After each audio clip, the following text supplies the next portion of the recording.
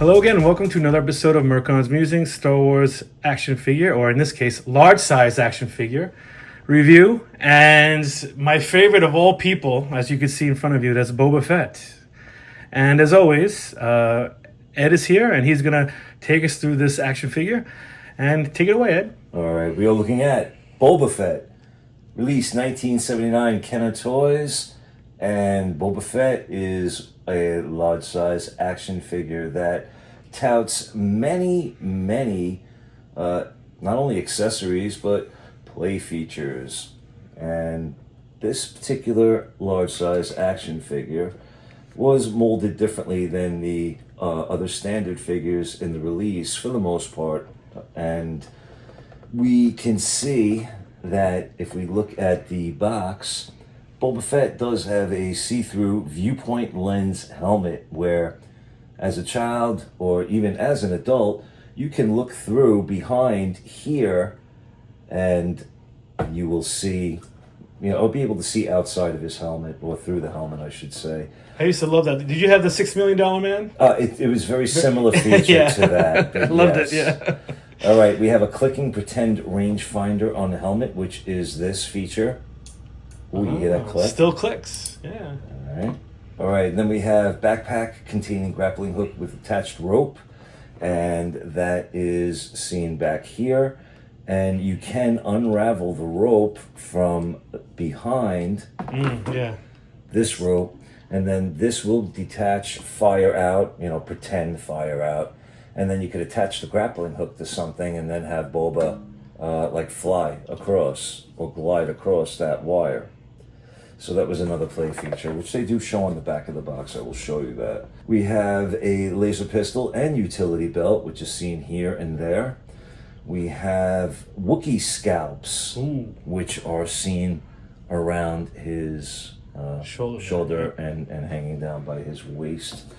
Then we also have a Lensatic life support indicator in the chest plate. The sticker. Yes, which is that.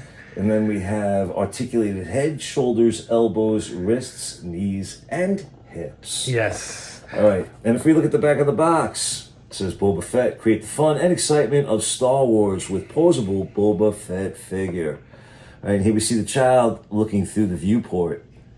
And then we also have the child using that grappling hook feature and then going to have Boba glide right into that wall. And then we have Boba Fett, it says, can be positioned in many exciting poses, such as this. Boba Fett and Darth Vader join together to destroy the Rebel Alliance. Yes. We look at the box, and we can see, that Boba Fett is a fearsome interplanetary bounty hunter. He's a threat to the Rebel Alliance, especially Han Solo.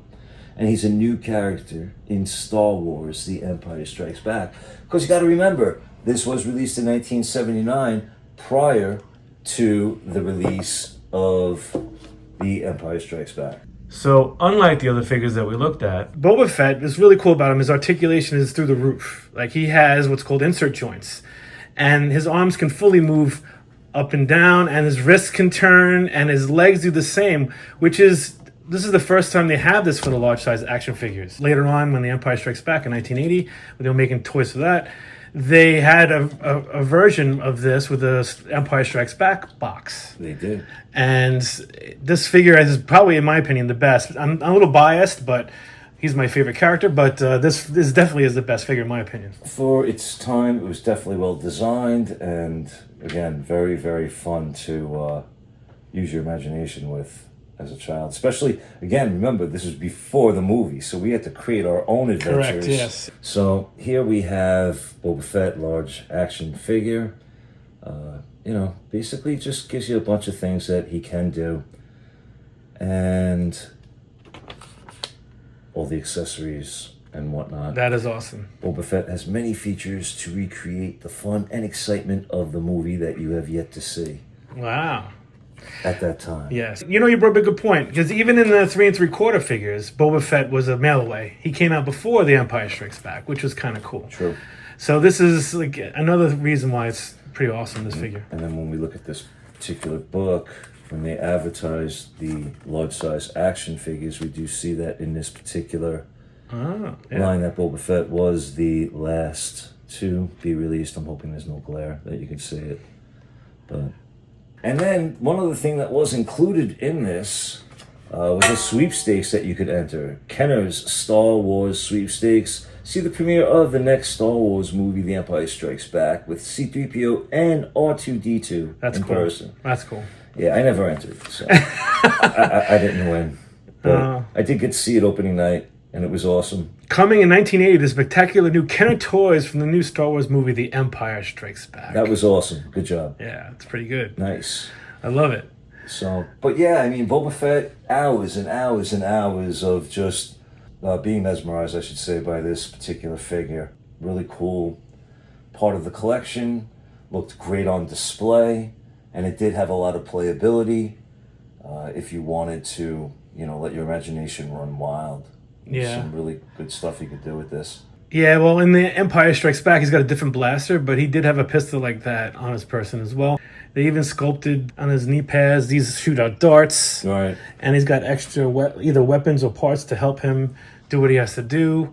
Yeah. The only thing that is kind of funny, I think, is the fact that they do have this emblem on his chest, but they do not have the Bantha skull. Yeah, Bantha skull emblem anywhere to be found. But yeah, I mean, other than that, it's really cool. I mean, they could have painted it a little bit to make it look all dented and scuffed up, but it doesn't matter. I mean, this is like classic Kenner action figure. They never really put those details even in the 3 3/4 figures. But this is a highly detailed. The playability, the articulation, the look, everything, the accessories, he's got everything, which makes him really, really cool. In my opinion, also the best of the large size action figures.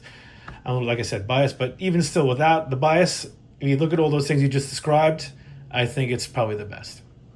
I would concur with just about everything you said there, with the exception of it being the best. I don't know if I can say it's the best, but it's certainly, if it's not, it's right up there. Oh, okay. What would you say is the best in your opinion? Haven't gotten there yet. Okay. Stay tuned. Come watch.